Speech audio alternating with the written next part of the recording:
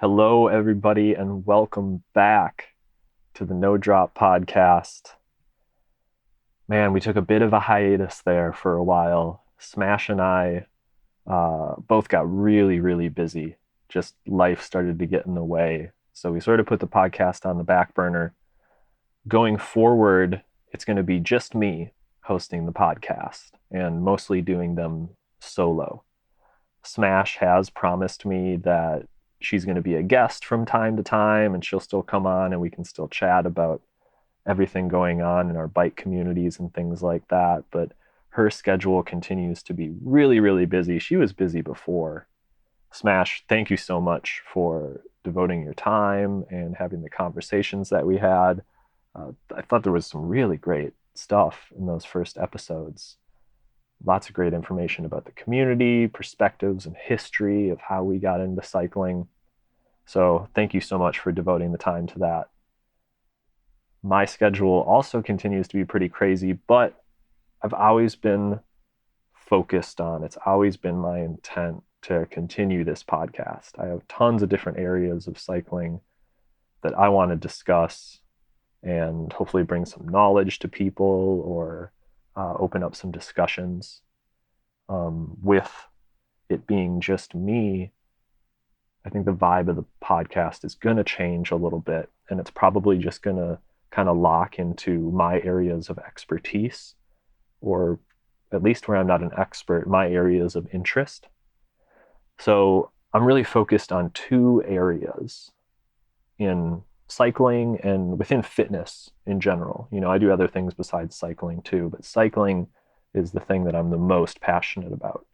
And the other stuff that I do is probably either to make me a more well-rounded human or to make me a better cyclist. So usually it all feeds back into cycling. The first thing I'm really focused on is longevity with my fitness. Longevity, when we talk about it from a fitness standpoint, means being able to do your activity late into life. So these are where you could have 30, 40-year goals for your fitness goals. Juxtapose that with short-term goals that could be 3 to 6 weeks, 6 months, 1 year. So we've talked about before having short-term goals and then super, super long goals. The longevity portion of that is the really long goal. The way that you achieve that, there's lots of different principles that come into play. The two things that I focus on for longevity are first, sustainability and also consistency. So sustainability means building a plan that doesn't injure you, doesn't make you lose weight too fast, or isn't too aggressive. So that's sustainability. And of course, consistency is just doing a little bit every day or a couple days a week, and then just doing that for years and years and years. Sustainability and consistency are a really, really lethal combination within fitness. If you can master those two things, you're probably going to have a lifetime of fitness. So longevity is something I'm really passionate about. The second thing that I'm really focused on is riding far. The longer, the better. Hundreds of miles. I absolutely love it.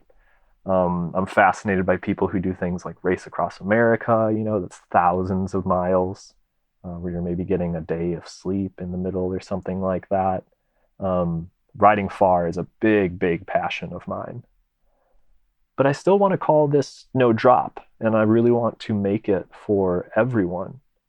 And a lot of these concepts for longevity or for riding really far, those principles have value to every fitness program, every cycling passion. You can sort of cherry pick different ideas about sustainability or nutrition or pacing.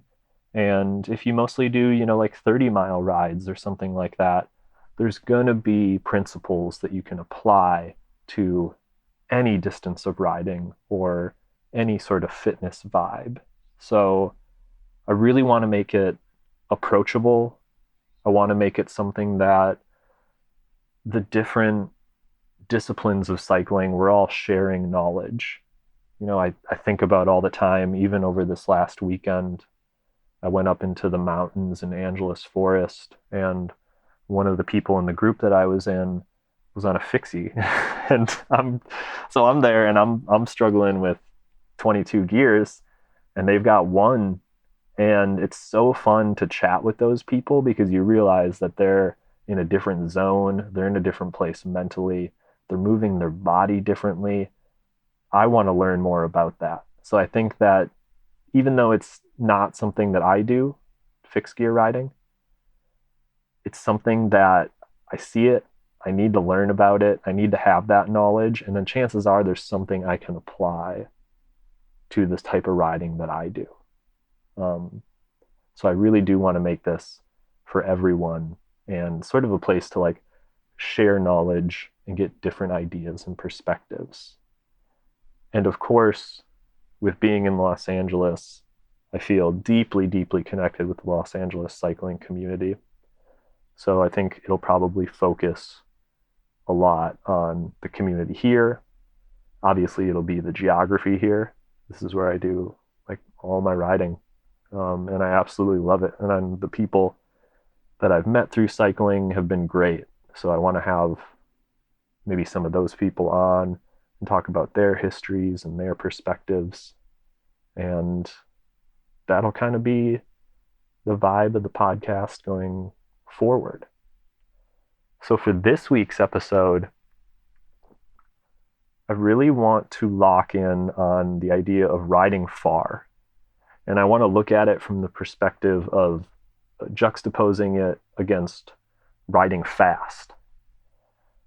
Riding far and riding fast are really two exclusive fitness concepts. If you're training yourself and you're trying to, if you think of it in basic terms, you could think, what do I want to do? Do I want to get fast or do I want to ride far? Unless you have a really, really detailed, disciplined fitness program, I would really encourage you to work with a coach at that point. These are things that like should be broken up into their own concepts, and you should devote training blocks just to one of these ideas.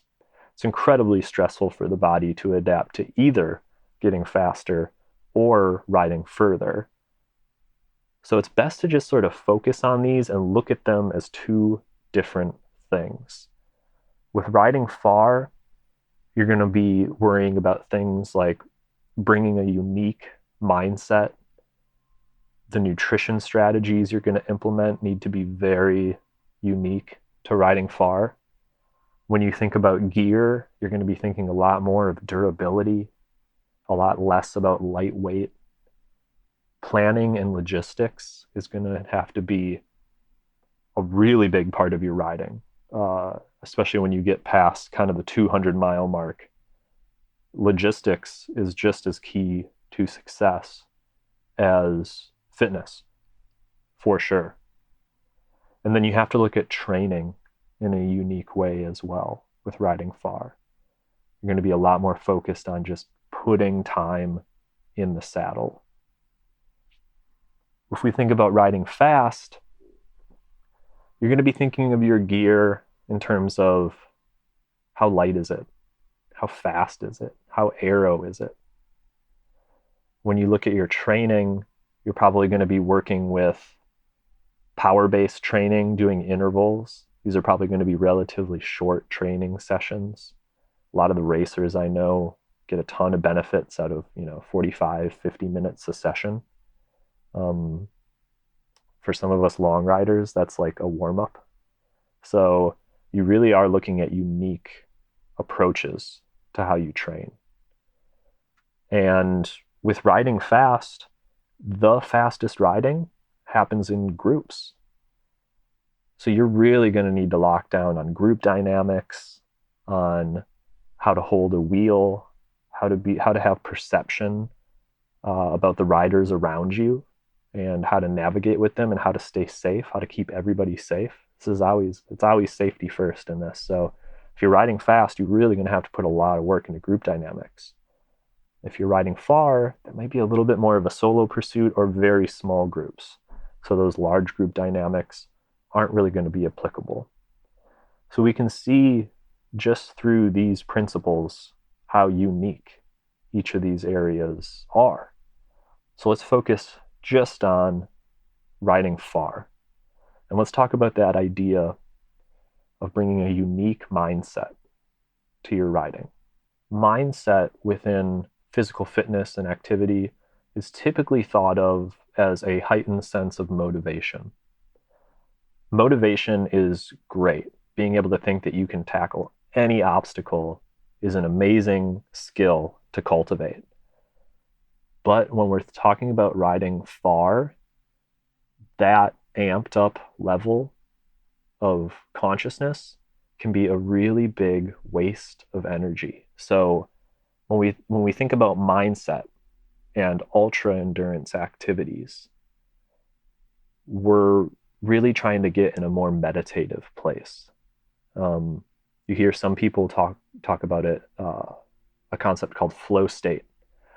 Flow state is something that ultra endurance athletes will take these mindfulness courses to be able to put themselves in this flow state. And flow state is essentially like you're perceiving your surroundings, you're doing the bare minimum to keep yourself safe, right? So on a bike, that's like watching the road, keeping yourself upright, making sure your body positioning is good. But beyond that, you're just sort of flowing through time, flow state, okay? So we want to be tough, but we also want to be really meditative. Toughness is a huge burn of energy. Mental stimulation is an enormous burn of energy. Your brain burns something like 30% of the calories in your body. So you can see if you get really amped up on a ride, you're trying to ride hundreds of miles, and you're trying to bring this incredibly aggressive mental attitude, you're burning an astonishing amount of calories just with your mindset. So we need to walk that down a little bit and kind of keep that in check. This low anxiety state is much, much more sustainable. And it also gives you a place where when you need it, you can tap into your adrenaline.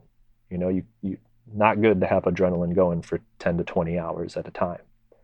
But if you're doing these rides and just every once in a while, you're tapping into that adrenaline, that's much, much, much more sustainable. And safety is a huge issue when we're talking about flow state on a bicycle. So I really want to stress this, that it's incredibly important to stay attentive. We don't want to be falling asleep, so to speak. We don't want to be missing things on the road. We don't want to get like so mentally numb that we're forgetting to keep our own safety in mind. So you really have to find a balance between like a completely meditative state and then a more anxious state. We just kind of want to float there in the middle. For nutrition, you really need a unique strategy for nutrition when you're riding long.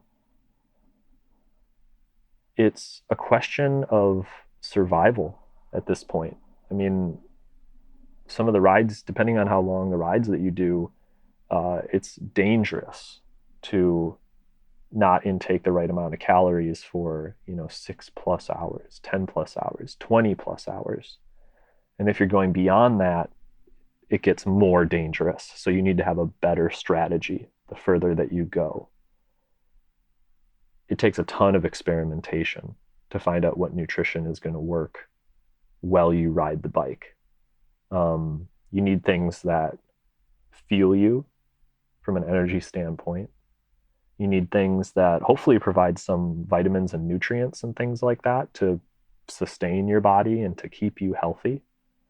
I love the idea of like whole foods. I try to prepare as much food at home as I possibly can. I try to do as little performance candy, like goos and gels and stuff like that.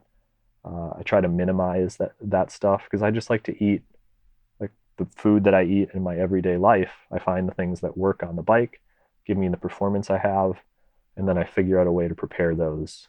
And we'll be talking a lot about food in episodes. So that's something that I'm really passionate about is preparing my food at home off the bike, but also preparing my food and then being able to take it with me and relying on that for most of the day. But like I said, it's very unique person to person. It takes a ton of experimenting to get there. And there's also a training element to it. When you're even if you're finding food that does work for you, chances are when you start to eat riding the bike, it's probably going to be pretty uncomfortable. So even if you're finding foods that are good, it might still not feel great. So there's a training aspect to nutrition too. And we'll get into all that in later episodes. That'll be an ongoing discussion. I don't think there'll ever be an end to it. I'm still refining and redesigning my nutrition strategies and finding ways to simplify or introduce more diversity or other concepts that I really enjoy and am passionate about within nutrition. The gear and mainly the durability of the gear that we use when we start to ride really far becomes really, really important. So a lot of gear is sold or marketed as this is the lightest, this is the fastest, this is the most aero. Those things are great. I like to introduce those things when it makes sense. But my first concern when making gear choices is durability, because durability equals reliability. Even if you're really fit, a really, really long ride with a lot of mechanical issues is psychologically a very difficult place to be. It's going to take a really long time, so logistics might get thrown out the window. Having gear that just works is the best. The way to learn about this gear is to find a community, find people who do the type of riding that you do or that you want to do, that you see yourself doing, and talk to them about what they use. It might not be the exact thing that's right for you, but they're going to have a little bit different perspective on just like, okay, this is the new trendy thing, you got to have it. They're going to have a little bit more of a they're going to be testing their gear all the time, hundreds and hundreds of hours of riding. And chances are, if there's something that they use, it's probably going to be super, super reliable. So it can at least shift your perspective into a different area or give you sort of a different launching point to find your gear and to make the connections with the products that you buy. I personally learned so much of what I know from the people that I've met and the people that I ride with. I still to this day have been using the same tire for years because somebody told me it was the best. I put it on my bike. I didn't get a flat on a 400-mile ride. And I was like, cool, now I'm locked in. Now I know what these are. And those are the Continental Grand Prix Four Seasons. So that's just one example of many of just like finding a product that works. It's not the fastest, it's not the lightest, but it's my favorite because it does what I want it to do. Planning and logistics within big riding, this is one of my favorite areas to get into. I love sitting down and just taking a ride, mapping it all out, and then breaking it down into little sections as if those are kind of their own unique efforts. Finding all the water spots, where do I need food, where do I need to make sure I have food.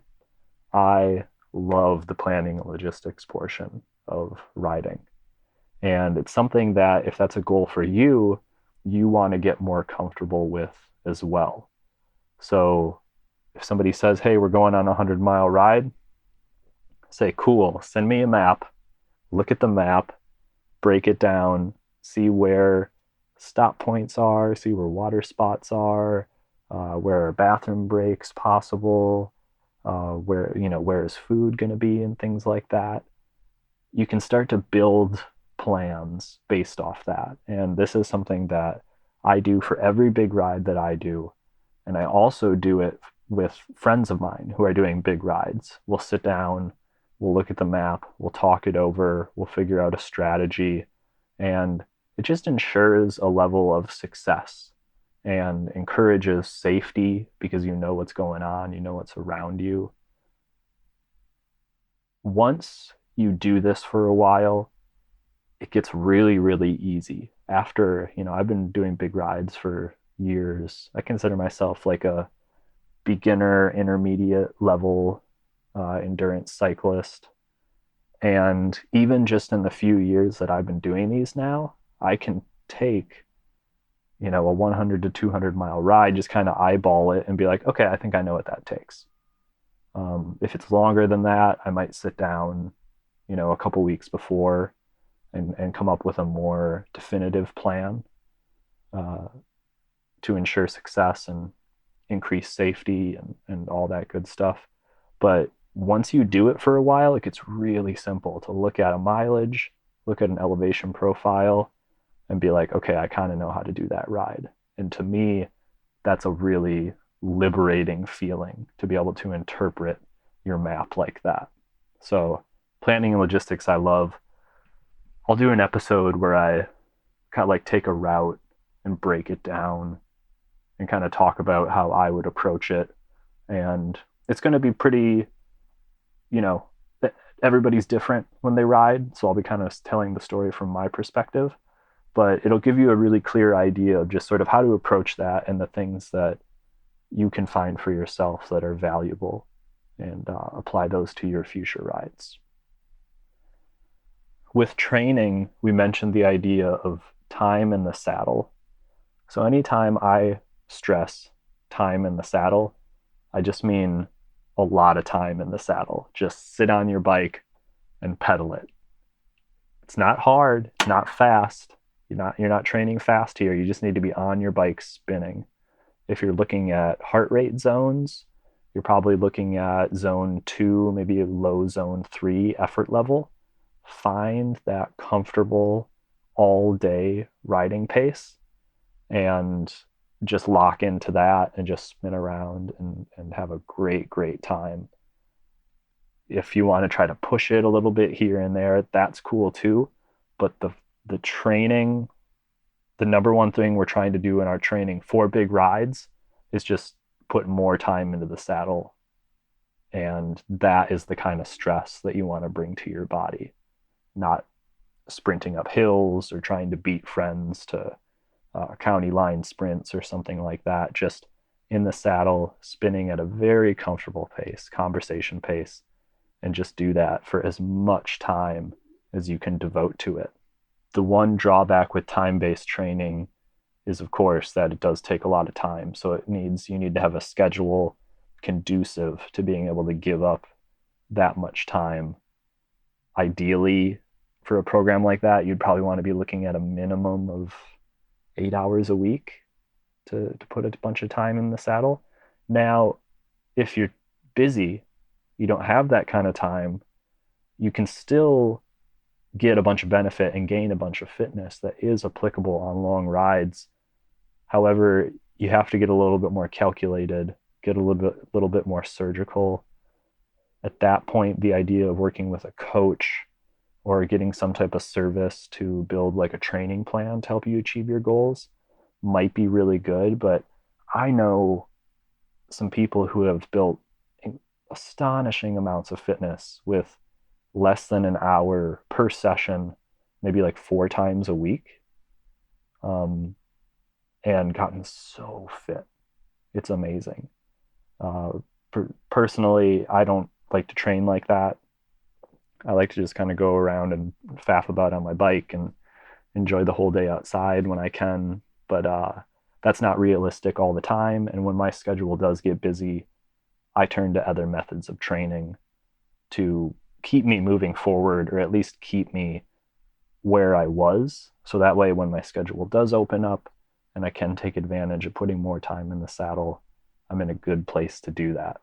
So with those 5 principles, those are sort of just generally glossing over how to look at riding far in a unique way versus riding fast. One thing that's so exciting about this area is that it's all really new still. There's a lot of uncharted territory in the world of endurance activities and ultra endurance activities. Um, the concept of flow state and sort of that term being floated, I mean, that's only been around for a couple of years when it comes to endurance activities. By the way, if that's something you do want to know more about, you can Google flow state, maybe flow state ultra endurance activities or something like that. And that is a term that is focused on a lot because when it comes to mindset, that's a very important principle, but a pretty new one. So that's really exciting to sort of be in it, be figuring it out with everybody, growing the sport. It's just really exciting, and I get a lot of enjoyment out of it and a lot of fulfillment out of it. So I hope you do too, and I hope you enjoyed this week's episode, and I will catch you on the next one.